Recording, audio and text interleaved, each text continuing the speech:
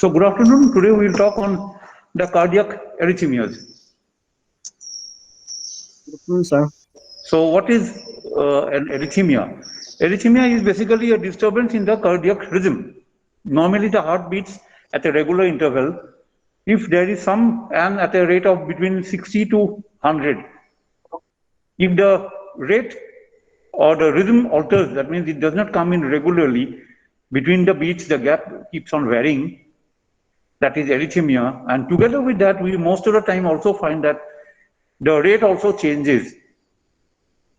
So based on that, we have a cardiac arrhythmia, which may be a tachyarrhythmia or a bradyarrhythmia. That means a tachyarrhythmia means irregularity in the rhythm with a heart rate above 100 and irregularity in the rhythm with a heart rate below 50, 60. That is a bradyarrhythmia. So this is basically the concept of an arrhythmia. Many of these irregularities in the heartbeats are physiological. They may be found in young people where you need not worry about it, and they are not associated with any cardiac abnormalities. Some of these arrhythmias are associated with gross cardiac abnormalities, structural changes, and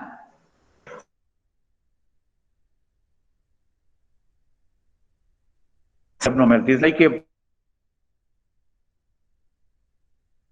prolapsed mitral valve or your hypertrophic obstructive cardiomyopathy in some of these areas, or even with sometimes with your ASD, atrial septal defect, you may find some arrhythmias where the cardiac structural abnormality may be trivial, and the arrhythmia is more pronounced. And sometimes they come as part of other constitutional abnormalities like septicemia, electrolyte imbalances, change in the pH of the blood. So all these may also bring about arrhythmias without any structural abnormalities in the heart. So with this, let us go to the arrhythmias. I will not follow what I have written in the text. I will just keep on telling you what I feel is important. So this is an important diagram which you should know. The cardiac rhythm starts with the impulse generated at the sinoatrial node situated in the upper part of the right atrium near the origin of the or insertion of the superior vena cava. From there, the impulses, and this is called the pacemaker of the heart because it has got the fastest generation of the rhythm. It is the fastest node. So we call it a pacemaker. And once the impulse generates in the SA node and propagates, the rest of the myocardium is under a process of depolarization. So during that part, any other impulse cannot override this. So that is a protective mechanism. It goes to spread to both the atria, and from there it goes to the AV node or atrioventricular node here. Here the rate of conduction is in a decelerated way. That means it becomes slowed down, and then it passes on to the ventricles, to the bundles, the left bundle, sorry, the right bundle, and the anterior and the posterior fascicles of the left bundle. So these three bundles will ultimately lead to depolarization of the ventricles at a rate which is much faster than the rate of propagation of the impulse through the atria or through the AV node. And then once it goes there, there will be repolarization. The sinus node activity is controlled by the autonomic nervous system. The parasympathetic produces a depressant effect tending towards bradycardia and reduction in the heart rate. The sympathetic stimulation will lead to increase in the heart rate. There are basically three ways by which an arrhythmia may start, where either because of some microscopic structural damage or there are gross structural damage leading to this alteration of the pathways, or some of these are congenital. The part of the myocardium may become increased excitable or increased atomicity, and where the focus of the impulse may start on its own in spite of the depressant effect of the depolarization effect. So that is one, that is the atomicity, increased atomicity of the myocardium. Secondly, there are certain re-entry phenomena. What is the re-entry phenomena? Re-entry means normally the impulse goes through the AV node in a unidirectional way and then goes away, and it cannot come back in a reverse way because of the refractory period. Sometimes you will find that there is another pathway, an aberrant path through which the impulse can pass in a very fast manner. So either this impulse which has gone through the AV node enters into the other node and makes a cycle here, keeps on circling here, or sometimes it passes from this side in a different way. So based on that, we have different patterns of this re-entry. And the third is triggered activity. So these are some of the mechanisms by which the arrhythmias may originate or they propagate. All arrhythmias are not related to diseases. Irregularities in the heart rate and the rhythm originating from the sinus node without a structural damage to the heart, or sometimes with some structural changes in the heart, are known as the sinus node related arrhythmias. There are three types of sinus node related abnormalities. One is a sinus arrhythmia, one is sinus bradycardia, and one is sinus tachycardia. I think you all know about these three. What is a sinus bradycardia? Sinus bradycardia, when the heart rate conducted by the sinus node is less than 60 per minute, need not be associated with irregularity. When the heart rate is more than 100, we call it sinus tachycardia. Again, need not be associated with arrhythmia. And sinus arrhythmia, that means the beat-to-beat gap between the heartbeats or the heart rate varies. It increases during inspiration and decreases during expiration. This is a normal physiological phenomenon. If it is exaggerated, we call it sinus arrhythmia. This exaggerated alteration based on the respiratory dependence is usually observed in young children and infants, but usually not found in adults. And this is purely physiological and you don't require any treatment for that.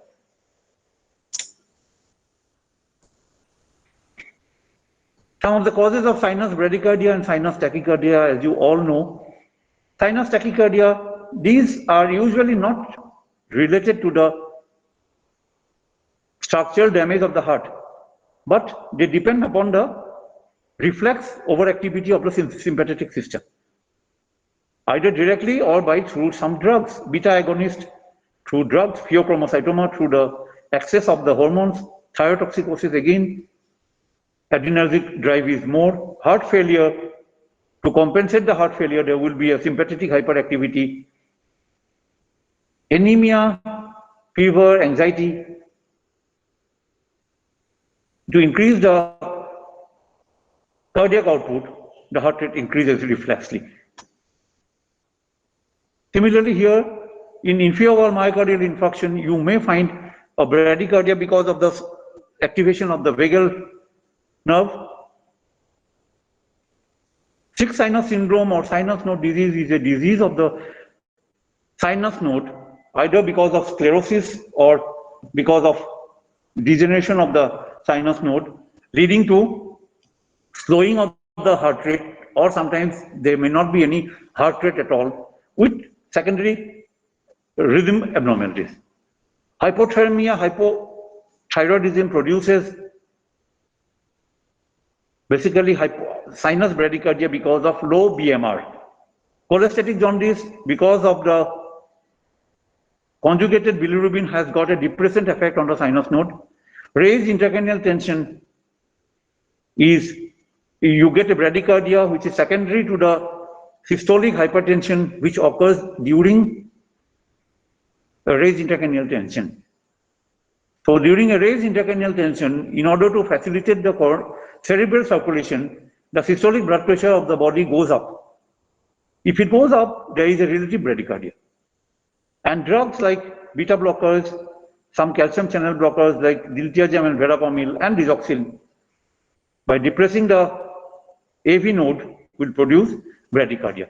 So sinus bradycardia has to be differentiated from another bradycardia which will occur in complete heart block. We will come to that either today or in some of the subsequent classes. Now coming to this particular phenomenon, what is the sick sinus disease or sick sinus syndrome? This is basically produced by fibrosis and degeneration of the SA node, which will lead to a bradycardia or no impulse generated from the SA node. So if no impulse is generated from the SA node, the person will go into a severe bradycardia or even cardiac asystole. During that phase, some of the areas of the heart, either the atrium or the ventricles, will start as a pacemaker and develop a focus with an arrhythmia.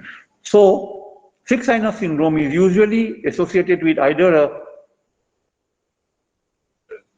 severe bradycardia, no heartbeat and asystole, or some release tachyarrhythmias. The main problem being that the sinus node does not function properly. The main form of treatment, if it is symptomatic, is implantation of a permanent pacemaker to overcome this.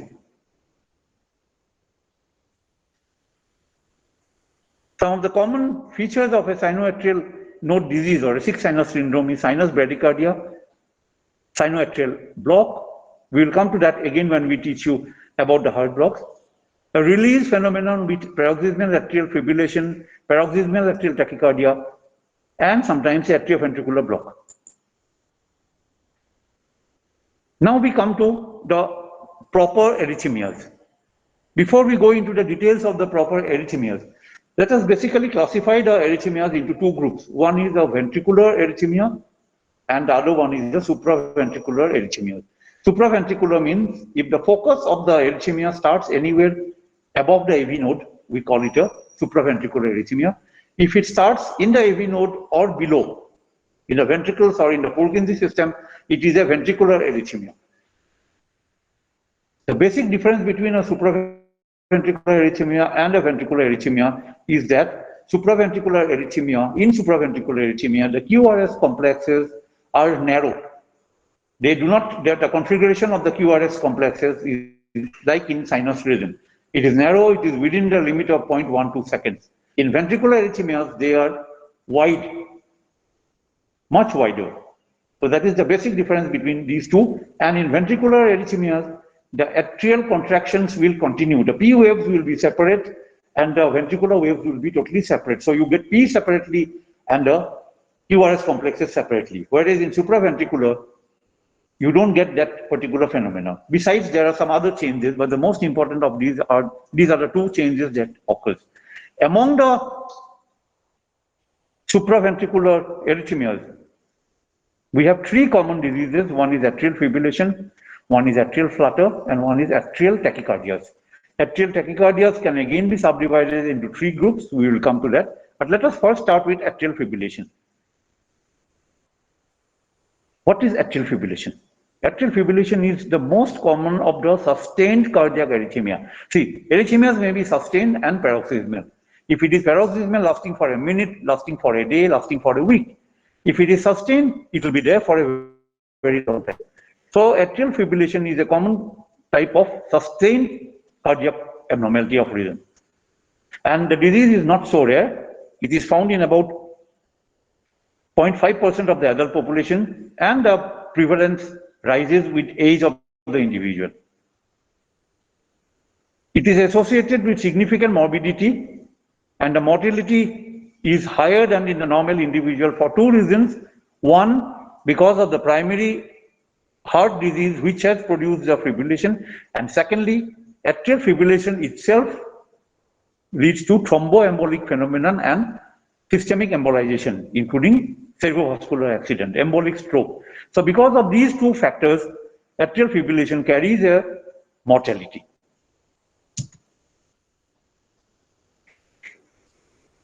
In atrial fibrillation, the atrial musculature and the area of the pulmonary origin of the pulmonary vein, they become hyperexcitable and acts as a focus.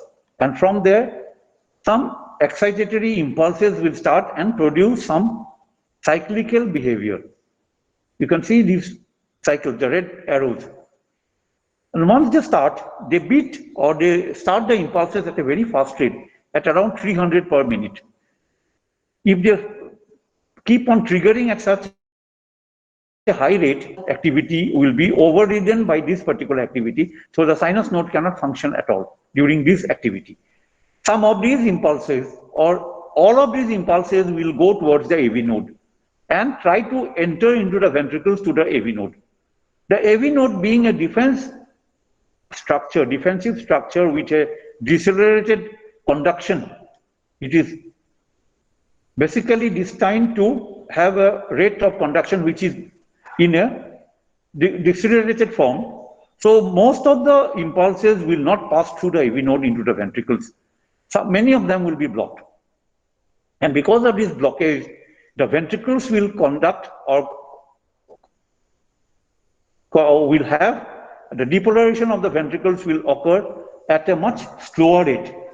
If the atrial rate was 300 and if the block is at 2:1, then the ventricle depolarization rate will be around 150 per minute. If it is at 1:3, it will come down to 100. If it is 1:4, it will come down to 75.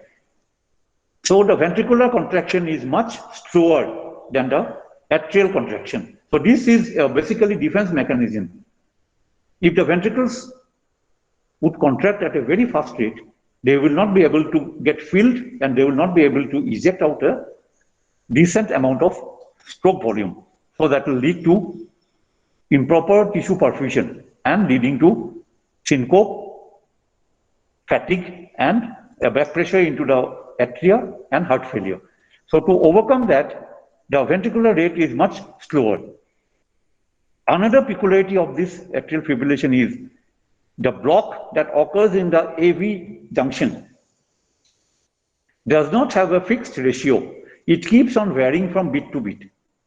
At one point, the heart block rate is 1:2. At the next instant, it may be 1:4. At the third instant, it may be 1:3, and so on and so forth. So the impulses coming to the ventricles from the atria follows a totally irregular pattern. You cannot predict at what moment the next impulse will come. So the rhythm is totally irregular. The second point that you have to consider is because the cardiac cycles length are varying from beat to beat, the ventricular filling at every beat differs. And as the ventricular filling differs, the stroke volume also differs from beat to beat. If the stroke volume differs from beat to beat, the pulse volume also will differ from beat to beat. So as a result, in atrial fibrillation, what do you get? A heart rate which is having definitely a tachycardia, which is an abnormality in the rhythm. That means it is a tachyarrhythmia, supraventricular, and the beat-to-beat rhythm is totally irregular, and the beat-to-beat stroke volume also is totally irregular. That means the pulse is totally irregular in rhythm and in volume. This pattern of pulse is called an irregular. It does not follow any rhythm in the rhythm as well as volume. So that is the characteristics of the heart rate of atrial fibrillation. One more characteristic of this is there will be a concept called the pulse deficit. So if you count the heart rate and the pulse rate simultaneously, you will usually find that the heart rate is higher than the pulse rate, or the other way around, the pulse rate is slower than the heart rate. If there are 120 heartbeats, in the same minute, you will find that there could be 80 or 90 pulse beats. Why this occurs? Because some of the strokes or stroke volumes are so low that they are not able to generate a pulse wave. So those which has produced closer of the first heart sound, closer of the your mitral valve producing a heart sound is not able to propagate the pulse into the artery. So for a heartbeat, you are not getting a corresponding pulse beat. So that is called a pulse deficit. So these are the three characteristics of the atrial fibrillation pulse. That means there will be an irregularity, there is a tachycardia, it is totally irregular, both in rhythm and volume, and there will be a pulse deficit. Together with that, you may also find characteristics of the underlying heart disease. Now, what are the causes of atrial fibrillation? Atrial fibrillation may be due to mitral valve disease, mitral stenosis, or mitral regurgitation. It may be due to coronary artery disease and acute myocardial infarction. It may be due to thyrotoxicosis. It may be due to COPD. And rarely, it may be due to without any cause. You cannot detect the cause, which is found in elderly people, and it is known as lone atrial fibrillation. These are the 5 common causes of atrial fibrillation. Besides that, you have a lot of other causes. So these are the total causes of atrial fibrillation. Of these, valvular heart disease, coronary artery disease, hyperthyroidism, idiopathic, and pulmonary COPD. So these I would say are more important than the rest. So I think this is clear to you as regards the atrial fibrillation is concerned. So next we go to the types of atrial fibrillation. What are the different types of atrial fibrillation that you encounter? Atrial fibrillation may be classified into paroxysmal, that means intermittent episodes of atrial fibrillation which terminates or self-limiting, less than 7 days. Persistent, when there are prolonged periods of atrial fibrillation more than 7 days, or that has to be terminated by either drugs or by electrical stimulation. And permanent means it is a permanently continuing atrial fibrillation. It will not terminate on its own. Neither drugs nor electrical stimulus can revert the atrial fibrillation into sinus rhythm. So these are the 3 variants of atrial fibrillation: paroxysmal, persistent, and permanent. On the first examination, it may not be possible to tell whether the atrial fibrillation is of any of these varieties. But if you follow the patient over time, you will be able to know it is following which of these 3. Paroxysmal atrial fibrillation has a tendency to become permanent if it persists for a longer time, because the underlying cardiac structures will go for permanent changes, or the electrical connections may go for permanent changes. We call it either an electrical remodeling or a structural remodeling of the heart. Once these remodelings have established themselves, you will find that it will not be possible for you to revert the person's rhythm from atrial fibrillation back to the sinus rhythm by whatever means. And during that time, the treatment would be something different from what you would plan in a person of acute onset or short duration atrial fibrillation. So the main idea is to treat the atrial fibrillation at the earliest, and if you find that the atrial fibrillation is because of some permanent underlying cause, like a valvular heart disease or a long-standing coronary artery disease, then it will not be possible to revert him back. In those transients like an acute myocardial infarction, an acute infection, or a short duration thyrotoxicosis, you may be able to revert the atrial fibrillation back to the normal. Clinical features, like in all other supraventricular tachycardias, there will be palpitation because of the abnormal rhythm, fatigue, or even syncope because of the low cardiac output, breathlessness because there is increased atrial pressure or left ventricular filling pressure is increased, so there is congestion into the pulmonary circulation, leading to mild form of pulmonary edema. Long-standing will lead to also heart failure. There might be fall in the blood pressure, chest pain because of the underlying coronary artery disease, and it may be asymptomatic. And at some point, it may present only with its complications of embolization, distant embolization, either systemic like a stroke, very common, or pulmonary embolization and infarct. So these are the mainstays of treatment, the patterns that you will encounter.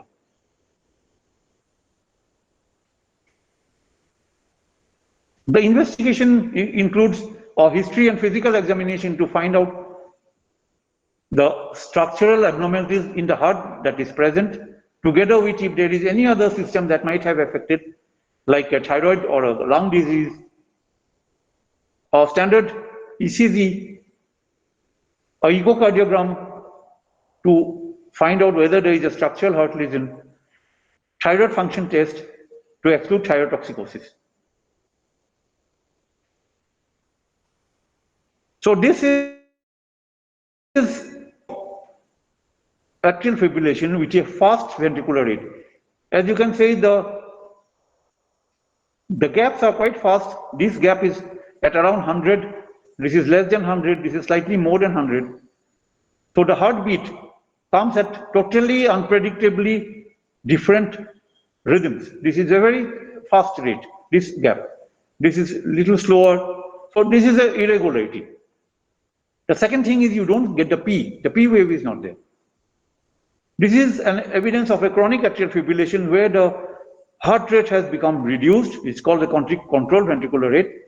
And some of the P waves are visible. The F waves, the flutter, the fibrillation waves are visible here, but no P waves. P waves are not there. How do you manage atrial fibrillation? It depends upon whether it is transient or persistent and whether there is a precipitating factor. If there is a precipitating factor, you have to remove the precipitating factor like thyrotoxicosis and then find out whether it is transient or persistent. If it is transient, you can plan for total conversion to a sinus rhythm. If it is persistent or chronic and the underlying heart disease is permanent, then you will have to plan for only controlling the heart rate without planning for or without thinking about conversion to the sinus rhythm, because it will not happen. It will revert back again. When atrial fibrillation complicates acute illness, you have to treat the underlying illness to revert it to sinus rhythm. It will do it on its own. When atrial fibrillation does not resolve, the main objective would be to control the heart rate during the atrial fibrillation in the chronic, or try to restore the sinus rhythm and prevent development of embolic episodes. So these are the three plans of management. Paroxysmal atrial fibrillation, the drugs are beta blockers, amiodarone, digoxin, verapamil. So these are the drugs you can give to increase the AV blockade and control the heart rate. Sometimes you may go for catheter ablation. If it is persistent, what you're going to do? You may think of rhythm control. You revert the rhythm back to sinus by DC cardioversion, by drugs like IV amiodarone or flecainide, or by catheter ablation. If that is not justified or not feasible, you go for rate control, digoxin, beta blockers, or some calcium channel blockers like verapamil, diltiazem, and a concept called pacing and ablation. You go for a catheter ablation and leave a permanent pacemaker inside so that the person does not go into a cardiac standstill. And over and above these two conditions, you may have to go for prophylactic use of long-term anticoagulants to prevent embolism. There is a similar disease called atrial flutter, characterized by macro re-entry circuit, usually within the right atrium around the tricuspid annulus.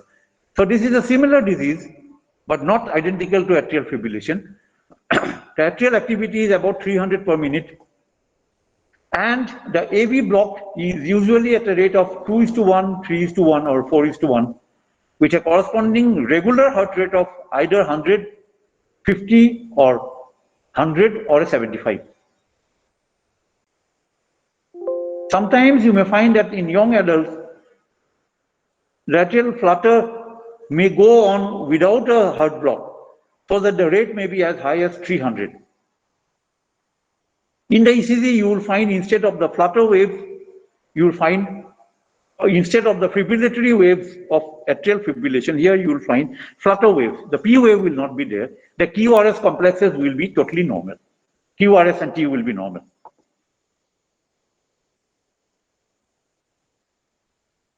When do you suspect? Whenever there is a narrow complex tachycardia of about 150, it is regular in rhythm. By pressing the carotid and stimulating the vagus, or by giving IV adenosine, the block may increase. If it was 150, it may suddenly come down to 75. So that is one way of knowing that there is a atrial flutter.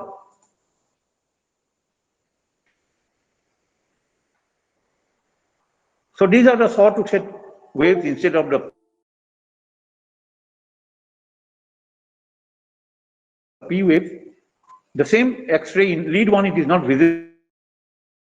Lead 2, and in between these flutter waves, this one and this one, these two, at every third beat you are getting it is 3:1. You apply carotid sinus pressure, there is a cardiac standstill. You relieve the pressure, the QRS complexes have again come in with a 2:1 or 3:1 here, and now it is going towards the tachycardia. So carotid sinus massage may permanently abolish the atrial flutter, or it may reduce the heart rate. Treatment is same like atrial fibrillation. Digoxin or a beta blocker or verapamil, DC conversion, catheter ablation, and anticoagulation management like in atrial fibrillation. We have 3 more arrhythmias. These are called the supraventricular arrhythmias or tachycardias.